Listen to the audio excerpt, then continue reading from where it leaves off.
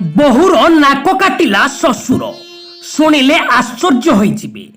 वर्तमान एक बड़ खबर सामना को आसीछि जहाकु शुणिले आपण माने आश्चर्य होइजिबे।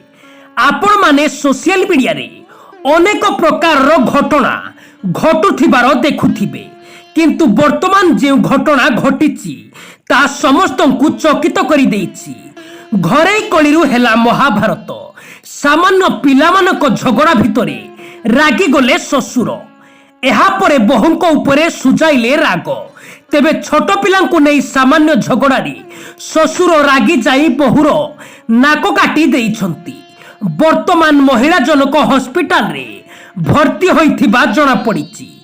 छोट पिलांकु नै समस्तंक घरे झगड़ा होइथाय, किंतु ए भली दृश्य केबे हेले घटी नाही। ए भली एक अभावनीय घटना कटक चौद्वार गुरुड़ी झाटिया थाना अंतर्गत गोबरा गाँव में देखा मिली। सूचना अनुसार गोबरा ग्रामर अमर नायकर घरे पिलांक मध्यरे झगड़ा लागिथिला। आउ छुआ मानक झगड़ा एते उग्र रूप नैथिला जे शशुर अमर नायक बहु मीना नायकर नाक काटी देइथिले। एहा परे बहु मीना नायक थाना रे शशुरंक नाम रे एक मामला रुजु करिथिले।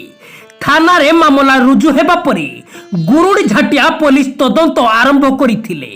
एहा परे शशुर को अटक रखी पचरा उचरा पुलिस करुछि बोली जणा पड़िछि।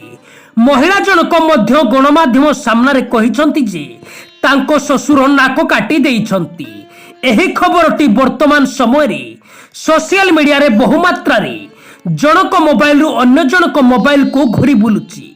दर्शक माने यह देखि बहु समालोचना आलोचना करिबारे लागिछंती एवं शशुर को उचित दंड दिया जाऊ बोली कहिछंती। दर्शक बंधु, भिडियोटी भल लागिले निहाती गोटिए लाइक करंतु एवं चैनल टी को नुआ आसीथिले चैनल टी को सब्सक्राइब करंतु। धन्यवाद।